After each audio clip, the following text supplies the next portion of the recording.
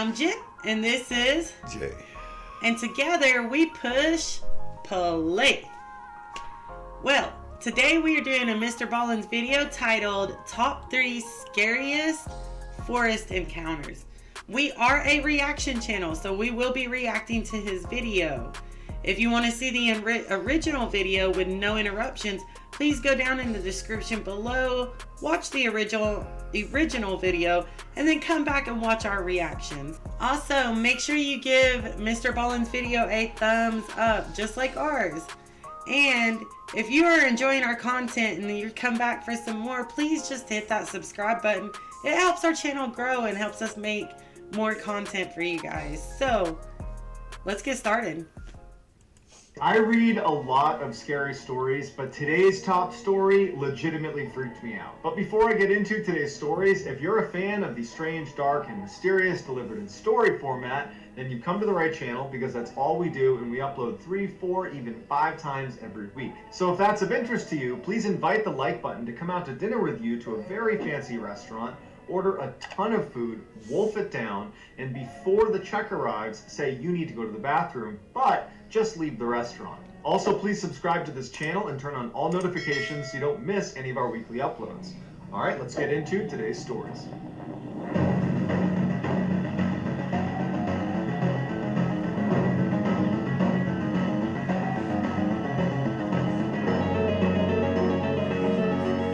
In 1982, a very outdoorsy teenage girl and boy who had recently started dating decided to go camping in Maine. Around 1 a.m. on the first night they were there, the girl wakes up because she has to go to the bathroom, and she's about to unzip her tent when she stops because she hears some strange noises coming from outside their tent. It wasn't that loud, but it sounded distinctly like something was digging in the ground. But she really had to go, and she figured, you know what, it's probably just some small animal or something.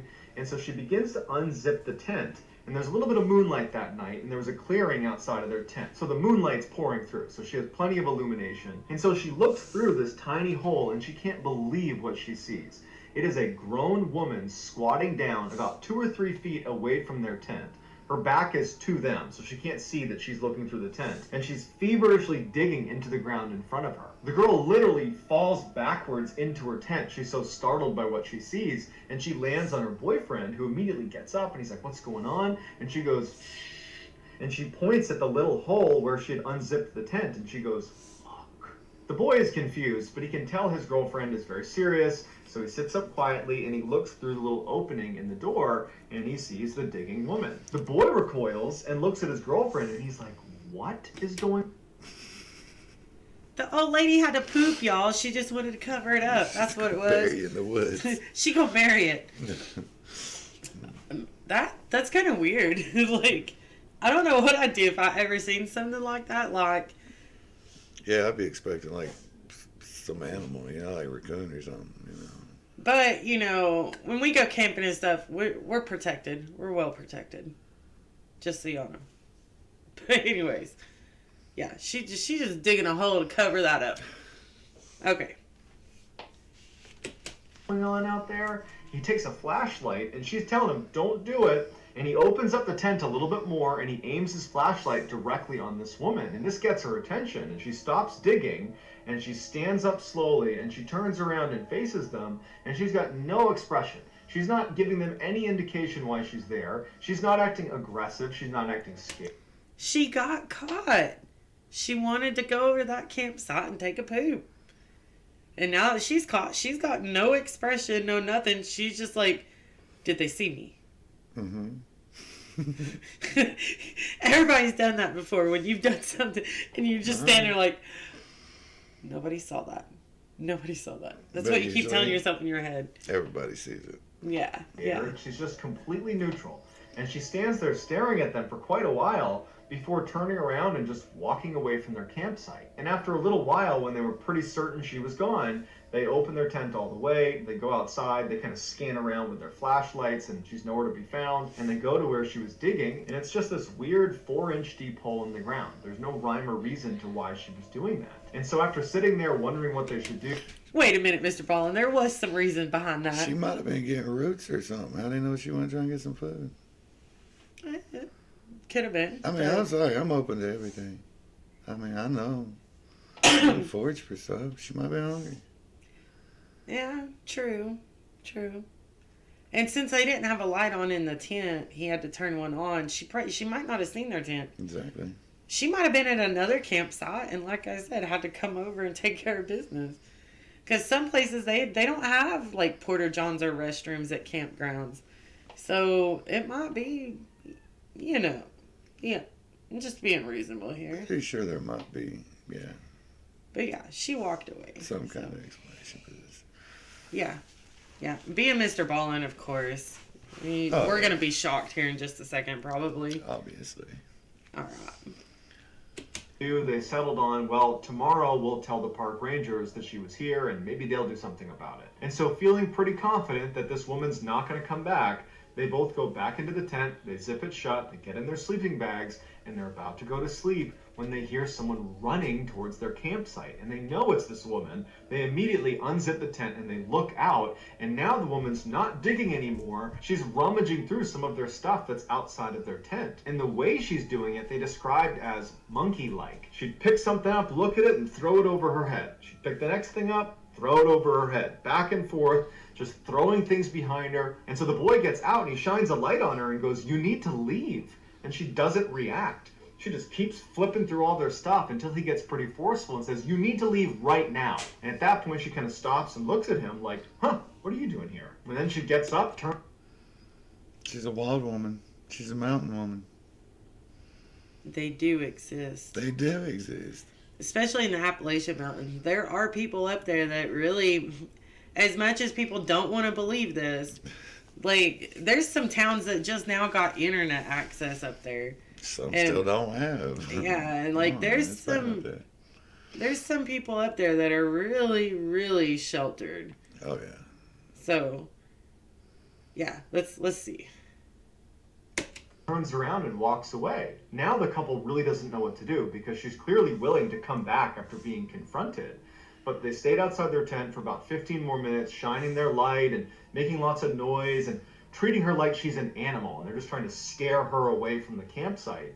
And after a little bit of time, they thought, okay, there's no way she comes back now because, we were pretty aggressive with her this time and she seemed to really get it. They both do go back in the tent, and as soon as they zip it shut, they hear her come running straight back to the site, like she was literally waiting in the wings for when they went back in the tent. And this time she runs back to the hole in the ground and she's just feverishly digging into the ground as fast as she can. And this time they come out of their tent and they're mad and they are screaming at this woman to get the F out of here. What are you doing? And this seems to kind of frighten the woman, who gets up and she looks at them like, "Why are you yelling at me?" And she runs away, and it looked almost animalistic the way she was running away, like she was feral. The boy and the girl are totally shaken up at this point. It's about 1:30 in the morning, and this woman just keeps coming back to their site, and they don't know what to do about it, so they turn on some lanterns, and they turn on their flashlights, and they decide, we're just going to stay outside until the morning. That way we know she doesn't come back and doesn't steal anything from us. But by about 3:30 in the morning, they've been outside for 2 hours, they're getting cold, they're super tired,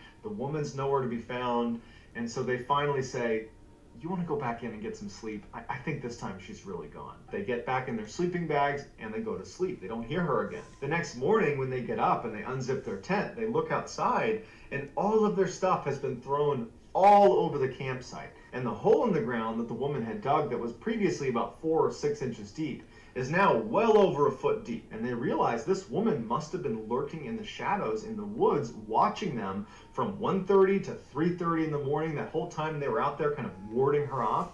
She was just waiting, just watching them the whole time in the shadows. And as soon as they went into their tent, she must have given it a little bit of time, but then she ran right back over and she ransacked their site. But the strangest thing was, after they looked through all of the stuff she had chucked around, nothing was missing, and there was some pretty expensive stuff that was laying out that she could have taken but didn't. After they picked up their site, they went to the park ranger and they told them about what had happened, but the ranger has no idea what to make of it. He's never heard of such a thing. And so the couple just leaves that day because they're not about to spend another night here. And to this day, they have no idea why this woman was running onto their site and digging into the ground and rummaging through their stuff. Where is this at? Again. He didn't. I don't think he said which it kind of seems forest it's at. It kind of seems like something you wake up to, like, because like either in like the mountains, like a bear getting in your stuff, or like something like somebody's actually just made the story up to like, you know what I mean, like something like that. Yeah. I mean, if it wasn't like, what if it was like Sasquatch, Bigfoot, whatever you want to call him, It's almost skunk ape? I guess it just depends on what forest they were in, but that is crazy. It's like what's in the ground right there in that one area that there needs to be a 1 foot. Well, she might have been going to different campgrounds and stealing items and burying them there, and coming back and retrieving them when the campers were gone. But she didn't take anything, so either she got her fix earlier, or she was just curious if she was feral, however you say that, maybe she was really curious about these people. Yeah, I don't know. Let's go. So, I'm ready to keep teaching. Like she was just a wild animal. Tripwire.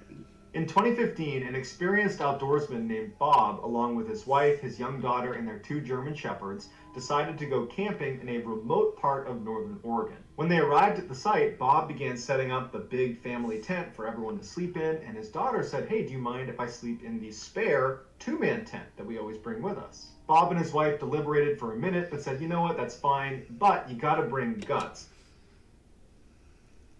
I wouldn't have took 2 seconds to deliberate that. I would have been like, "Oh yes, sweetie, go ahead. Take that tent right now." Like, okay. Anyways. And I'm assuming he's fixing to say you got to take one of the dogs with you. Okay. That's one of the German shepherds.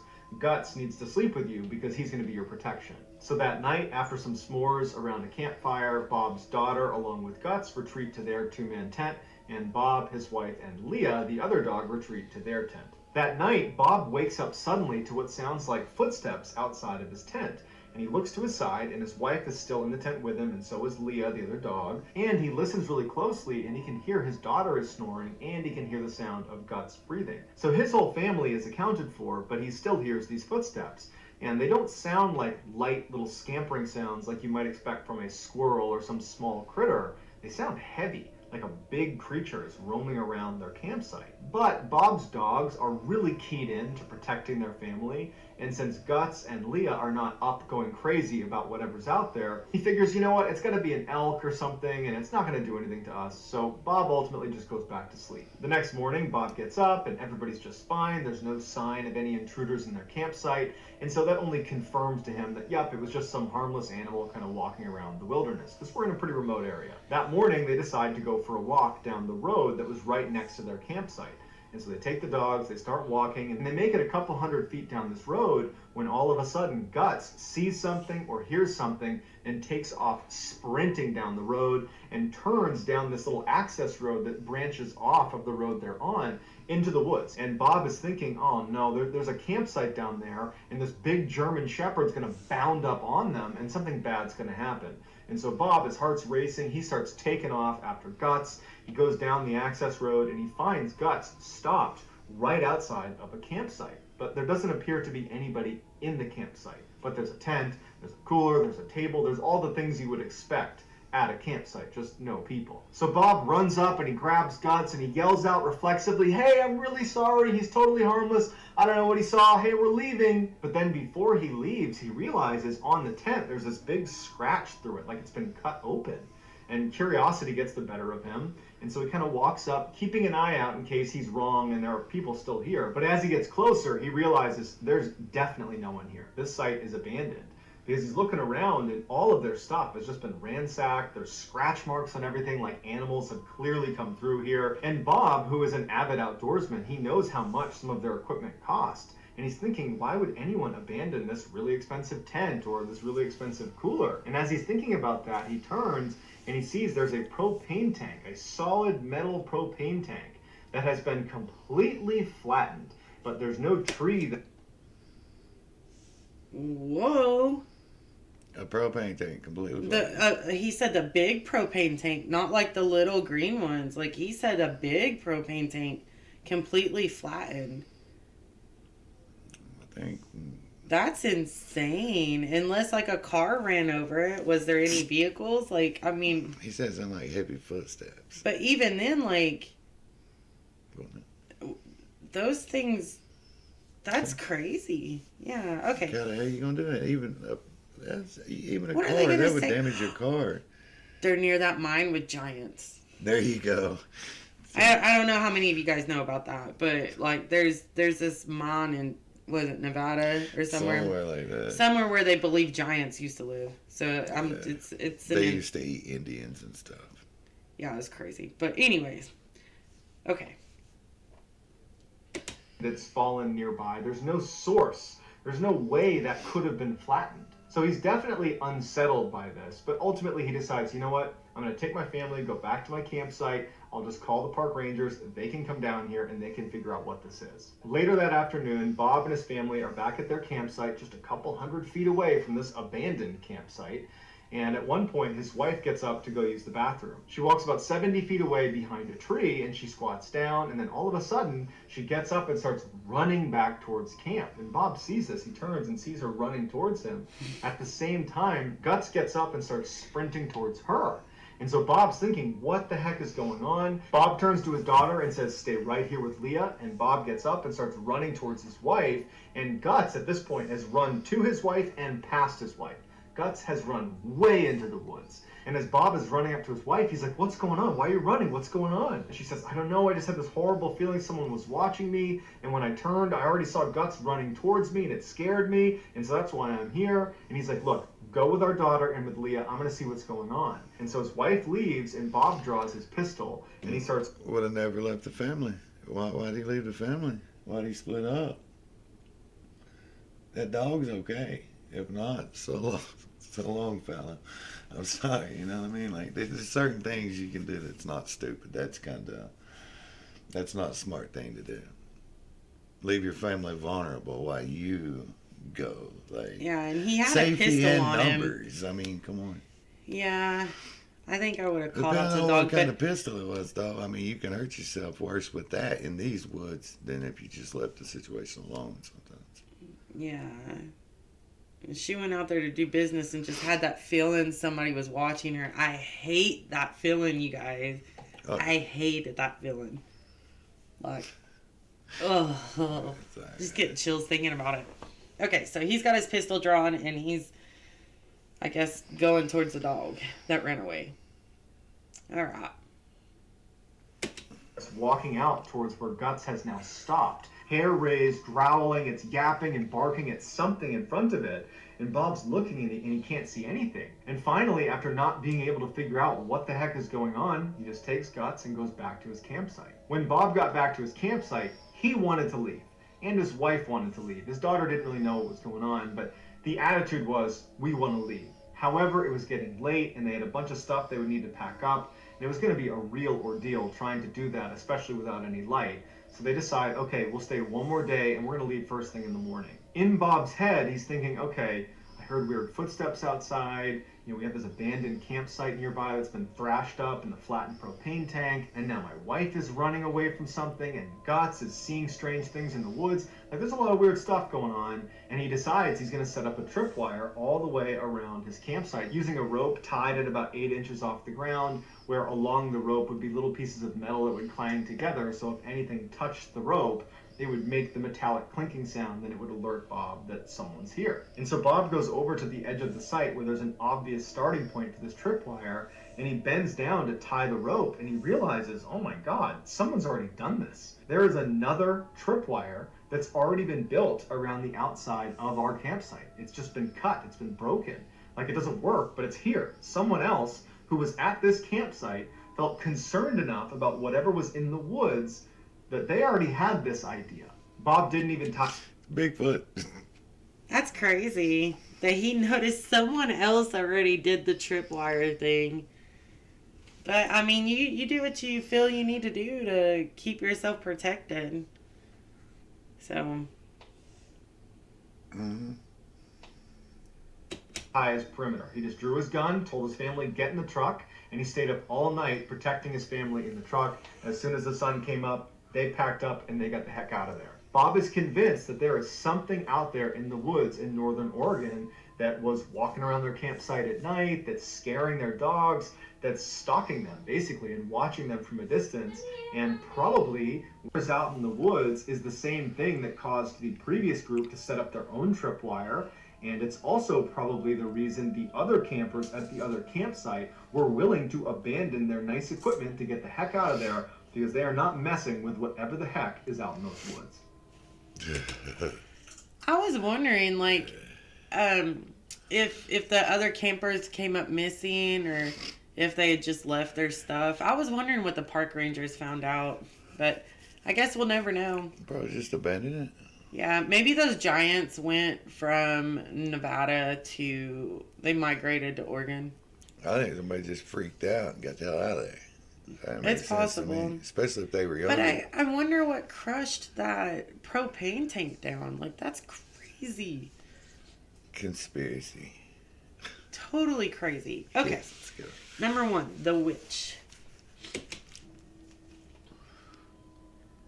In 2004, wildland firefighters were called into a forest in central Idaho to combat an emerging fire. By the time the crew arrived at this forest, it was clear this fire was spreading a lot faster than they anticipated. As a result, Mike, who was the assistant superintendent, basically the second in command of this particular crew, he said he was going to hop on the ATV and drive off way ahead of them to see if they needed to spread out farther to stop this fire. So Mike hops on an ATV and he takes off down this ancient looking logging road that probably hasn't seen a vehicle or a person in decades. Mike had made it about a half mile down this trail when he noticed out of the corner of his eye a bobcat was running perpendicular to him straight out of the forest as if it was going to cross the road about 100 feet in front of him. Mike comes to a stop and thinks, this bobcat doesn't know I'm here. It probably is not used to seeing people. It's going to come out into this trail, see me, get spooked, and run away. But instead, this bobcat runs directly into the middle of the road, turns, and faces Mike in a very aggressive posture. Mike is shocked at what he's seeing because he knows bobcats are notoriously elusive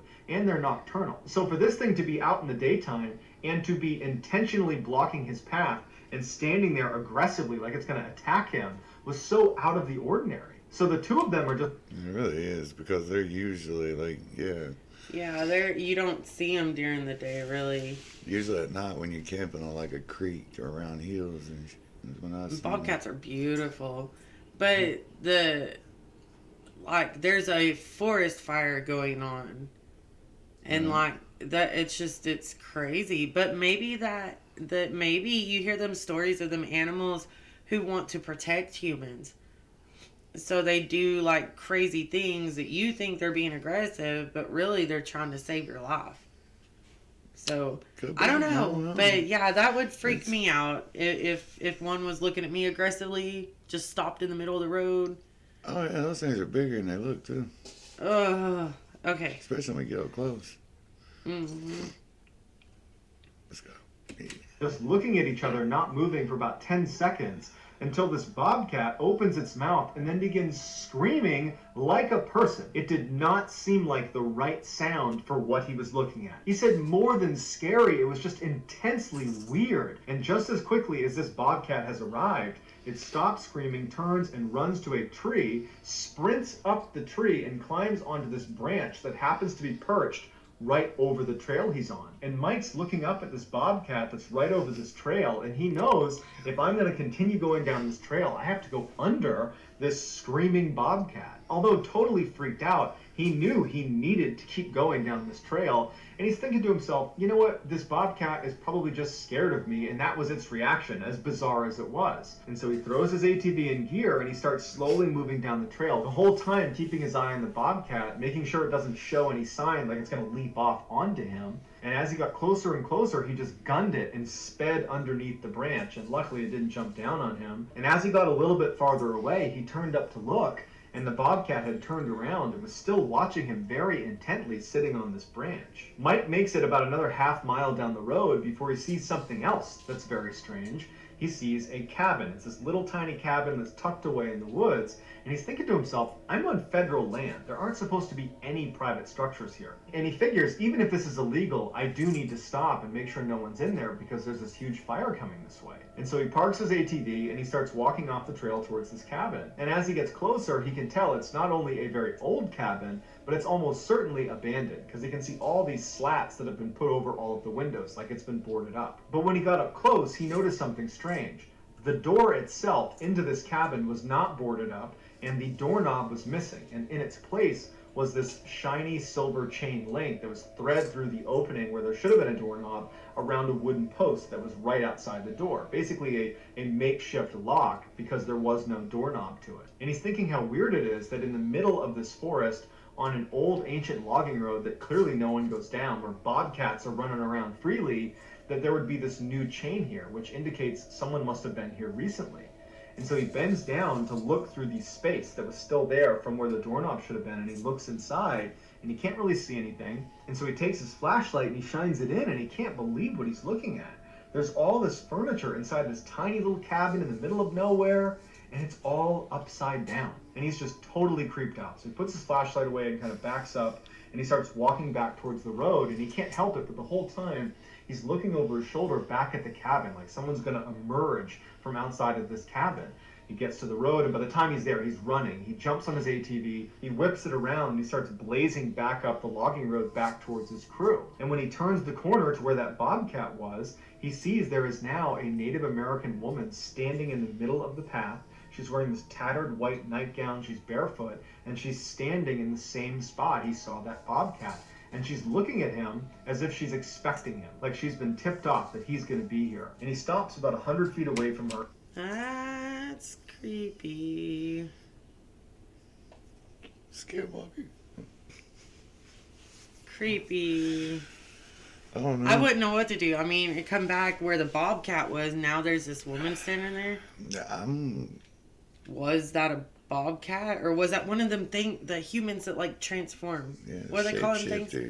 Yeah, shapeshifters. Did he just eyewitness a shapeshifter? Probably not.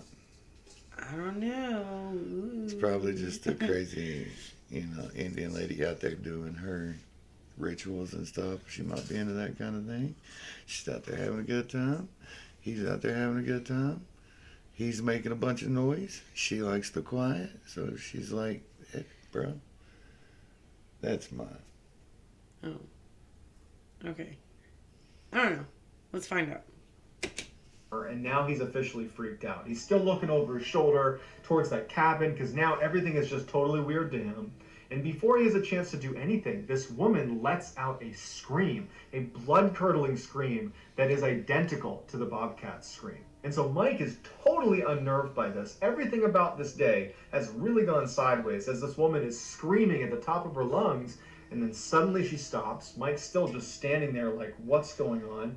And she runs to the same tree the bobcat had climbed earlier, and she climbs up this tree and gets onto the branch where the bobcat was and perches like an animal on the branch looking at Mike. And now, just like the bobcat, Mike is going to have to drive right underneath this woman who is perched over the trail. And so he throws his ATV in gear and he starts driving and he's staring at this woman, and now her mouth is just open like she's about to scream again. And as soon as he got close, he gunned it and went right underneath her. And he turned around after he got some distance away from her, and she's still on the branch, now turned around facing him as he drives away. He goes back, he tells the crew what he saw, and as much as they all want to go back and see this woman and see this cabin, they know they can't. They got to fight this fire. And so ultimately they do that and then they leave. A couple of days later, Mike was in a bar in the town right near the forest they had just been in fighting that fire, and Mike had seen the woman in the cabin, and he struck up a conversation with a local.